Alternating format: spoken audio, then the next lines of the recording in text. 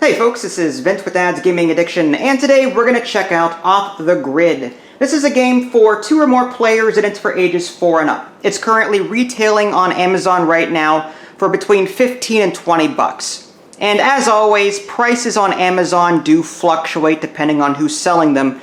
But as of right now, I think I saw it for like 17 bucks. But again, the price will fluctuate probably between 15 and 20 bucks.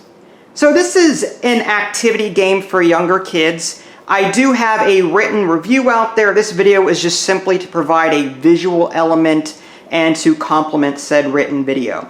Here's a look at everything, the components. The box comes with 2 of these boxes here for the various cards in the game. These larger cards, which are these here, those are your station cards, and you'll place those around the house. Then you've got these smaller activity cards, which go on this board here. The way the game works, you're going to go ahead and shuffle each of these decks separately, and then you're going to deal 5 of these activity cards at random and put them on the board here. You're then going to find the 5 matching station cards and put these around the house as you see fit. Once you do that, you're supposed to turn off all of the lights and all of the electronic devices and have some fun. Now, the game does warn you that by turning off the lights, bad things can happen, especially at night when people can't see. So my advice is, folks, use your best judgment. If you're a parent of younger kids, or if you're possibly a teacher in a classroom setting, then use your best judgment when it comes to the lighting and everything else. So, like I said, this is more of an activity game. Each of these cards will have you do something different. Just as an example, I laid out 5 here as you're supposed to do. Hot potato is one of these. Now again, these cards would normally be scattered throughout my house, and then I would go to each one with my group and play them out. But I'm not going to do that because I doubt my 17-year-old would find this very fun. Again, this is more for younger kids. He's too busy playing whatever it is playing on Steam. Alright, so Hot Potato. A lot of these games are games that you would probably already know. I mean, Hot Potato. You guys probably know what Hot Potato is. I think I saw Tic-Tac-Toe in here as well. There's 20 Questions. There's Best Drawing, Bigfoot, Boot Camp, Bowling, Comedy Act, comic strips, The Floor is Lava. So a lot of common games that kids might play would be listed as activities here in this deck. And I believe the game comes with just over 40 cards. And again, each of these cards has a matching card here. Okay? So the gist of it is that players are going to act out all 5 and have fun doing it. There's no victory point condition. There's nothing like that. It's just, try and play out these cards and I guess keep a mental tally of who's winning what, but you don't have to do that. So what do I think about Off the Grid? Well, okay. I appreciate what it does. Okay, let me start off by saying that. As a parent that lives in an electronic age where every kid that I see is more than likely on their phone, if I see a kid outside to play, it's usually because he's got a phone in his hand playing Pokemon Go.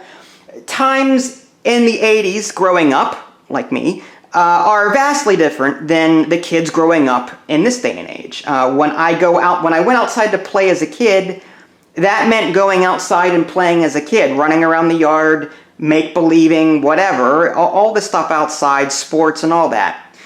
Going outside nowadays is a little different. But again, that's the sign of the times. I'm not saying every kid is guilty of that. I'm just saying try to get through your day, just as a challenge to yourself, folks. Try and get through your day and not notice someone on their phone. Like, you're going to see someone on their phone or computer or whatever at least once a day. So that's what I'm saying. Like, this game encourages you to step away from that. And that is a theme I highly, highly encourage. And I think that's a great idea. So I like what it tries to do. My issue is, this game is a collection of common games that you could find on the internet for free just by doing a quick search or just compiling a list in Word, printing them out, and bringing it with you to whatever activity place you were going to, whether it be a friend's house, school, classroom, whatever. A teacher could find these games online and bring them, most of them. Not all of them.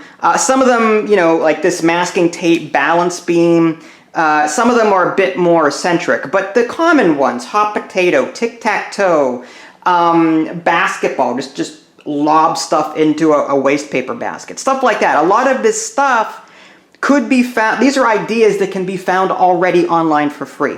The game does not come with any of these smaller objects necessary to enact these activities. And this is sort of a catch-22, because as you include more and more components in the box, it becomes more and more expensive to print. So the developer is sort of in a no-win scenario here. The developer can't obviously include one of the activities as snack time, and, you know, basically go off and have a snack and then move on to your next activity. The developer couldn't include snacks in this. It wouldn't make any sense. Or a flashlight, a full-fledged flashlight in the box. So it would be difficult for him to actually provide the materials necessary to go along with these ideas to make a complete package so that a teacher could just bring this to a classroom, open the box, and they have everything they need. They still have, and as it stands, they still have to scrounge for the items that they need in order to make these activities happen. And again, this is just ideas. And again, those ideas can be found online in various places. So you're paying $20 for a glorified activity center of sorts with 40 plus ideas. That's what you're getting here. So from a theme standpoint, I highly recommend it. It's a great idea. The components are good, very colorful. It will catch a kid's attention, no doubt, a younger kid's attention. But as an actual economic game, as in, is it worth your money? That's where I'm a little concerned, because like I said, a lot of this stuff can be found online for free. So I'm hard-pressed to recommend it one way or another. Some people won't mind, okay, and I get that. Others may be like, okay, why would I pay 20 bucks when I can buy, or I can research this online and not need this at all, because it doesn't come with any components. Another thing I want to caution, some of these activities do require the use of smaller things, like pennies, for example, or just smaller objects that you might need to toss into a waste paper basket, or blocks that you might need to create towers. So if you've got younger kids that are prone to put things into their mouth, then a parent should definitely be present to supervise what they're doing. If you've got a young kid, you should be supervising anyway, but hey, you know, parents sometimes don't pay attention. But anyway, so yeah, I would, in a classroom setting, or if you've got younger kids, definitely pull out the cards out of the deck that involve younger things, or do your best to work around the card's instructions if you find it questionable. Like, for example, I think pitching pennies was one of them. Pitching pennies has you, they stand a certain distance away from a wall. Each person tosses a coin at the wall with the aim to bounce off the wall while landing as close to the wall as possible. Okay, some may not care about this, okay? But I don't want to nick my wall and possibly damage it with a coin, okay? And it may not, but still, it may happen if you've got a very enthusiastic child. So I would say replace the wall with a cup or something.